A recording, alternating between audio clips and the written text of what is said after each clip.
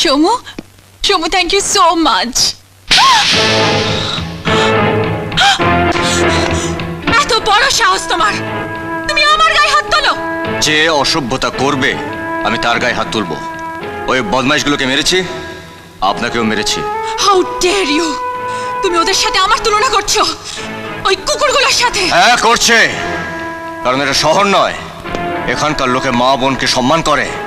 ওই কুকুরগুলো আপনার সঙ্গে অসভ্যতা করেছে তাই ওদের মেরেছে, আর আপনি এই পোশাক পরে কুকুরগুলোকে খেপিয়ে তুলেছেন তাই আপনাকে মেরেছে।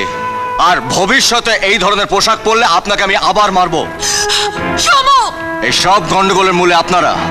এই ধরনের নোংরা পোশাক পরে মানুষকে উত্তেজিত করা আপনাদের স্বভাব। Shut up you idiot! থামুন!